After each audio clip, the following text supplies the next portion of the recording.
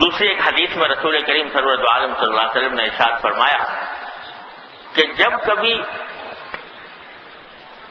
جو کوئی شخص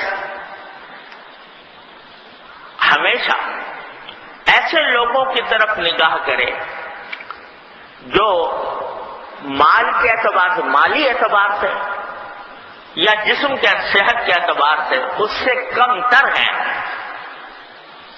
تو وہ اللہ تبارک و تعالیٰ کے فضل و کرم سے ناشکری سے ہمیشہ محفوظ رہے گا اور شکر گزار بندہ بنے گا۔ اور جو شخص ہمیشہ اپنے سے اونچے لوگوں کو دیکھتا رہے، اس کا مال زیادہ ہے، اس کا گھر زیادہ شاندار ہے، اس کی سواری زیادہ اچھی ہے، اس کا کپڑے زیادہ اچھے ہیں، اس کے پاس پیسے زیادہ ہے، اس کو دیکھتا رہے تو وہ ناشکری میں مبتلا رہے گا۔ تو فرمایا کہ ہمیشہ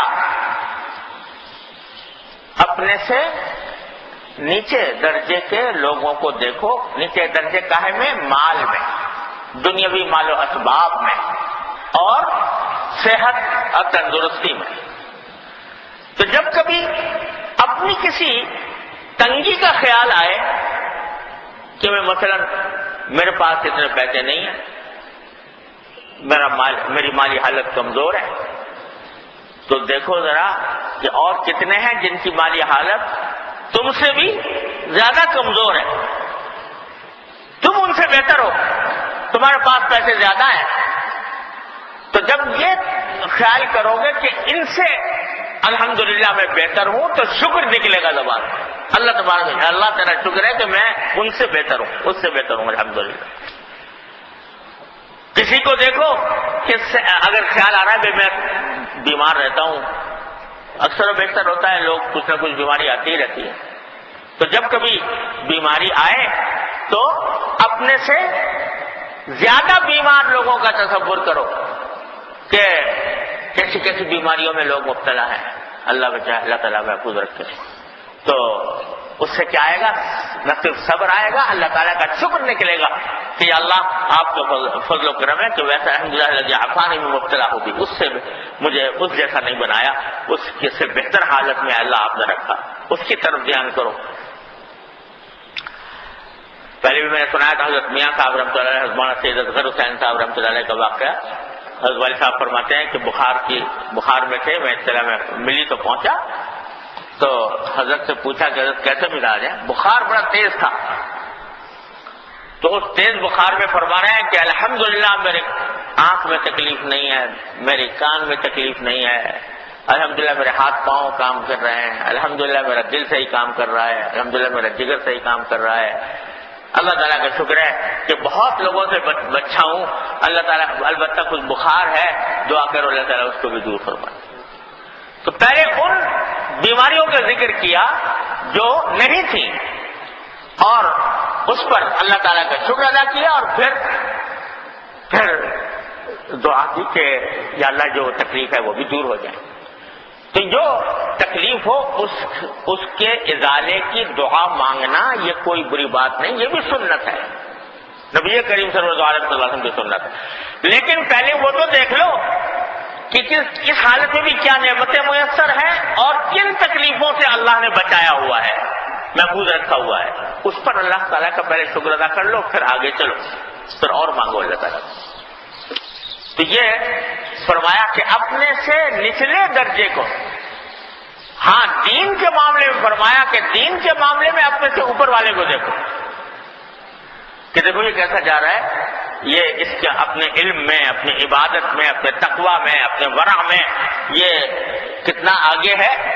تو اس سے کیا ہوگا کہ جذبہ عمل کا پیدا ہوگا، بہتر بننے کی ایک بہتر بننے کی خواہش دل میں پیدا ہوگی، اس سے ہمت میں اضافہ ہوگا، اس کو اگر اپنے سے اوپر والے آدمی کو دیکھ رہے ہو، اور دنیا کے معاملے میں اپنے سے نیچے والے آدمی کو دیکھو، تو اس کا نتیجہ یہ ہوگا کہ شکر ادا ہوگا، ناشکری سے محفوظ رہو گے انشاءاللہ۔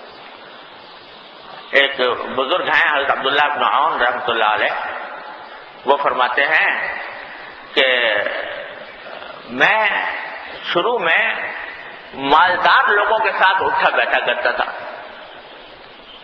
یعنی میرا اٹھنا بیٹھنا، میری صحبت عام طور سے بڑے مالدار لوگوں کے ساتھ تھی.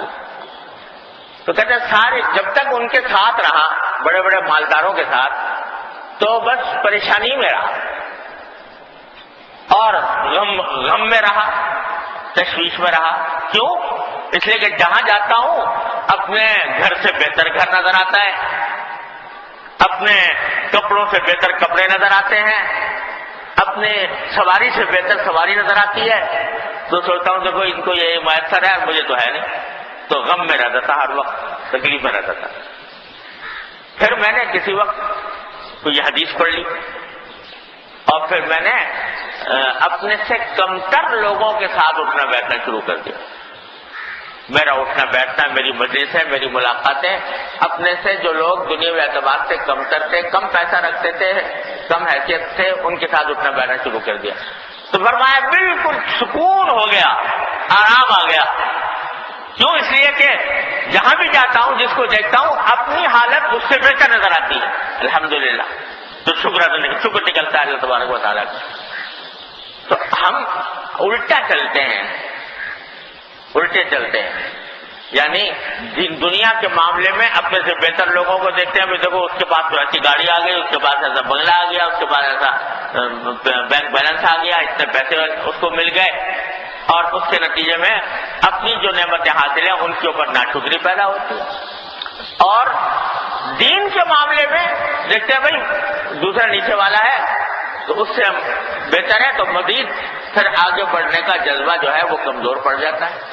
تو حدیث میں رسول کریم صلی اللہ علیہ وسلم نے تلقین یہ فرمائی کہ دین میں اپنے سے بلند کو دیکھو اور دنیا میں اپنے سے کمتر کو دیکھو.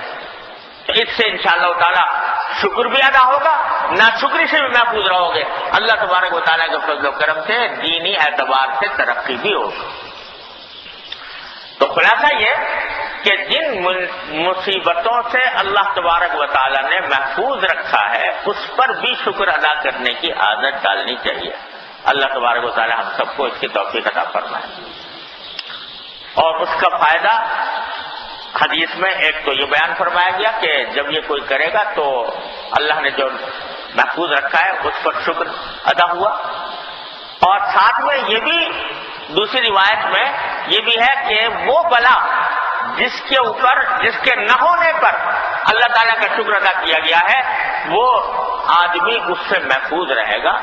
وہ کیسی بلا ہو، کیسی مصیبت، انشاءاللہ اللہ تعالیٰ کی رحمت. وہ اخلاص سے کہے، سچے دل سے کہے، اللہ تبارک و تعالیٰ کا شکر دل سے ادا کرے تو انشاءاللہ اس سے محفوظ بھی رہے گا.